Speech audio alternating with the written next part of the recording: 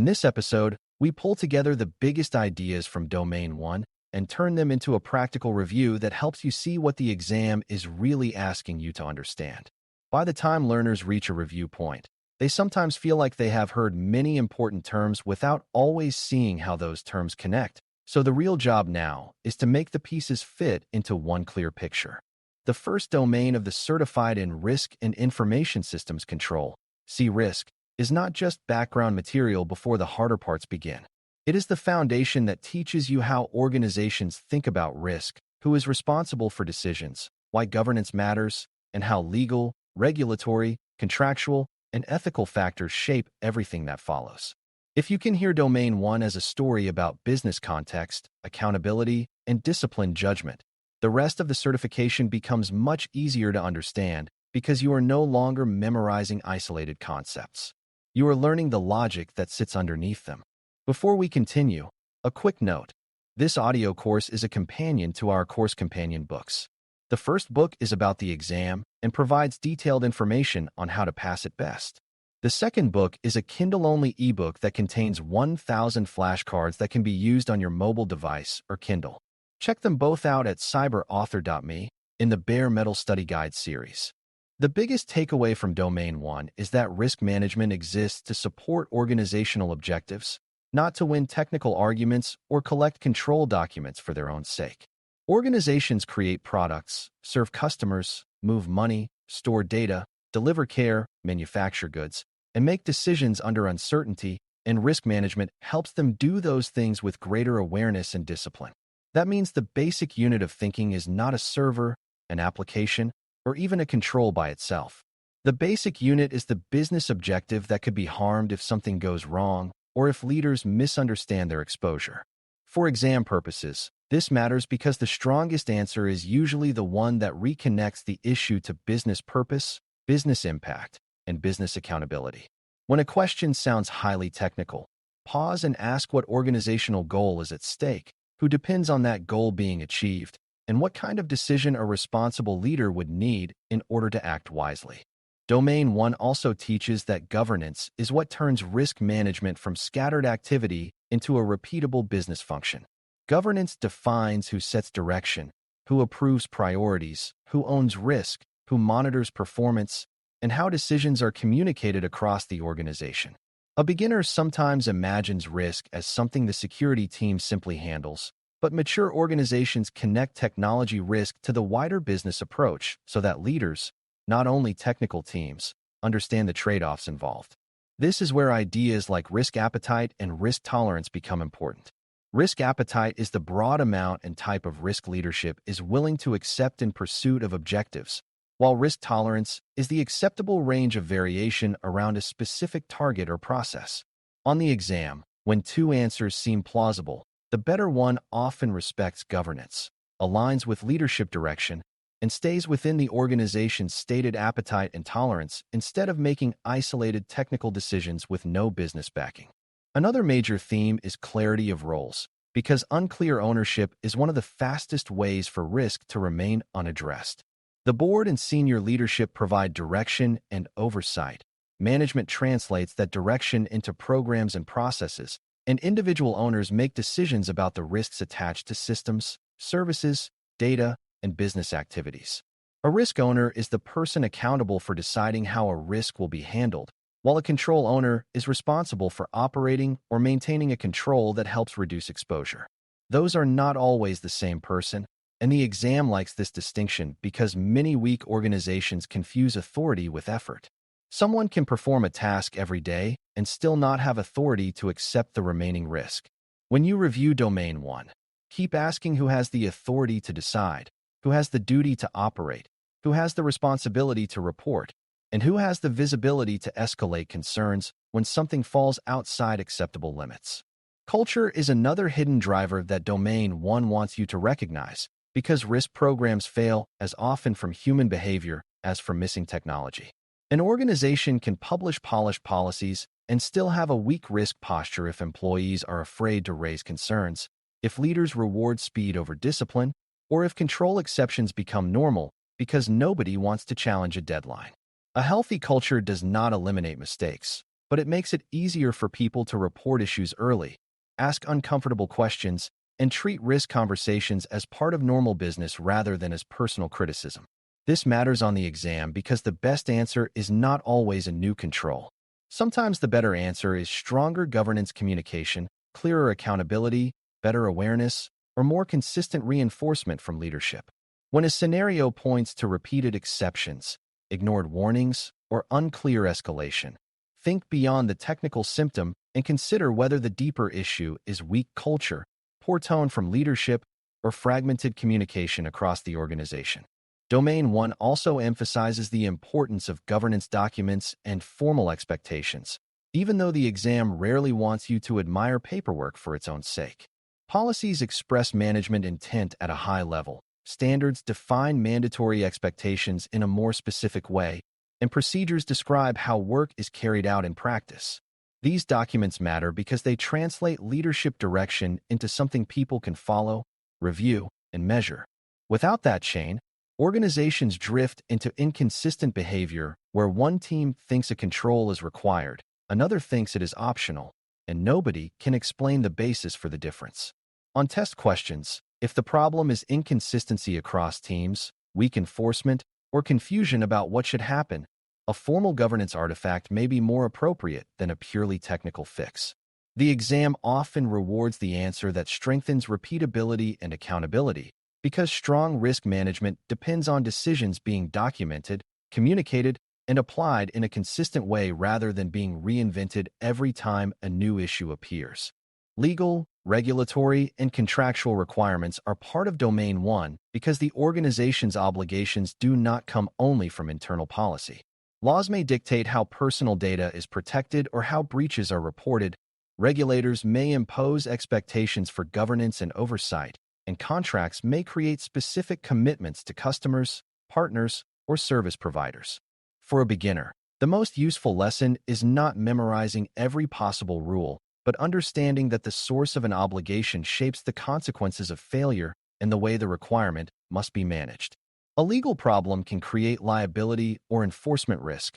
A regulatory problem can create findings or sanctions, and a contractual failure can damage trust, revenue, or business relationships even when no law has been broken.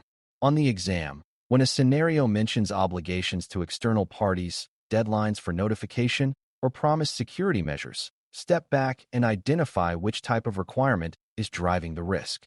That habit helps you choose answers that respect accountability, evidence, and business commitments rather than focusing only on internal preference. The ethics portion of Domain 1 is just as important because risk management depends on trust in the judgment of the people performing it. If a risk professional hides bad news, softens findings for political reasons, or shares sensitive information carelessly, the organization can make serious decisions using a distorted picture of reality. Ethical practice means being objective, protecting confidentiality, disclosing conflicts of interest, and presenting evidence honestly even when the message is inconvenient for influential people. It also means respecting the limits of your own knowledge and seeking help instead of pretending certainty you do not have. This shows up on the exam in subtle ways. When a question involves pressure from leadership, incomplete evidence, or sensitive exposure, the better answer is usually the one that preserves integrity, uses proper escalation, and communicates truthfully through the right channel. Domain 1 wants you to see that good risk management is not only technically sound, it is also professionally disciplined and worthy of the confidence others place in it. One reason this first domain matters so much is that it prepares your thinking for everything that comes later in the certification. Before you can assess risk in detail, you need to understand the organization's goals, its governance model, its obligations, and the people who own decisions. Before you can recommend responses, you need to know who has authority to act and what boundaries cannot be crossed because of law, regulation, contracts, or leadership direction. Before you can report effectively, you need to know what leaders care about and what language will connect technical facts to business impact. Seen this way, Domain 1 is not a pile of introductory material. It is the map that tells you how to interpret every later scenario. A control gap only becomes meaningful when you understand what it threatens. A risk score only matters when you understand who must decide. and a recommendation only works when it fits the organization's governance reality. That is why strong learners keep linking every concept back to objectives, ownership, obligations, and decision-making. When you shift into exam mode, the most helpful mindset is to remember that C-risk questions are usually testing judgment, not trivia. The exam wants to know whether you can recognize the most appropriate action in a business setting where multiple answers sound partly reasonable. In many cases, the wrong answers are not absurd. They are simply too narrow, too technical, too reactive, or too disconnected from governance and business context. A common trap is choosing the answer that feels immediately useful to a practitioner while missing the answer that is more correct from a risk management perspective. If a scenario shows weak ownership, poor policy alignment, or lack of business involvement, the best response often fixes that root governance problem before jumping to a detailed control change. Reading with that lens keeps you from being pulled toward answers that solve a symptom while leaving the underlying accountability or decision structure unchanged. Domain 1 especially rewards calm, business-centered thinking rather than tool-centered reflexes. Another strong exam habit is slowing down enough to hear what the STEM is really asking before you look for a favorite answer. Pay attention to whether the question is asking for the best action, the first action, the primary concern, or the most likely reason something failed. Those small words matter because they change the level of the answer. The first action may be to clarify scope, validate facts, or identify the responsible owner rather than to launch a full remediation effort. The primary concern may be governance failure rather than the technical weakness named in the opening sentence. When two options both sound helpful, compare them by asking which one better establishes accountability, aligns with business objectives, respects external obligations, and creates a basis for repeatable control rather than temporary relief. That approach is especially valuable in Domain 1 because many questions are really about decision quality, escalation, and management responsibility. The exam often favors the answer that improves clarity and governance before the answer that dives straight into tactical activity. During review, spend extra time separating concepts that sound similar but play different roles, because these distinctions often decide whether you get a question right. Risk appetite is broader and more strategic than risk tolerance. Accountability is different from day-to-day responsibility, and a policy is more directional than a procedure. Legal requirements, regulatory expectations, and contractual obligations may all influence the same event, but they do not come from the same source, and they are not enforced in the same way. Due diligence is the act of investigating and evaluating before making or continuing a decision, while due care is the act of taking appropriate measures once the responsibility is known. These pairs matter because the exam likes to test whether you can place a concept at the correct level of governance. If you find yourself torn between two answers, check whether one option is written at the wrong level, assigns ownership to the wrong party, or confuses an oversight activity with an operational activity. Often that is the clue that tells you which answer to reject. The final review lesson is about how to study Domain 1 efficiently without turning it into a pile of disconnected definitions. A strong way to rehearse is to take any scenario and explain it in plain language by identifying the objective at risk, the owner who should care, the obligation that may apply, the governance gap that makes the issue worse, and the kind of decision leadership would need to make. If you can do that out loud without leaning on memorized wording, you probably understand the domain well enough for exam questions that twist the details. It also helps to revisit wrong answers and ask why they are wrong, not just why the right answer is right. Very often the rejected option is too technical, too late in the sequence, too narrow in scope, or missing the business owner entirely. That habit trains your judgment faster than pure memorization because it teaches you to recognize the pattern behind the scenario. Domain 1 becomes much easier when you hear each concept as part of one governance conversation rather than as a separate flashcard floating by itself.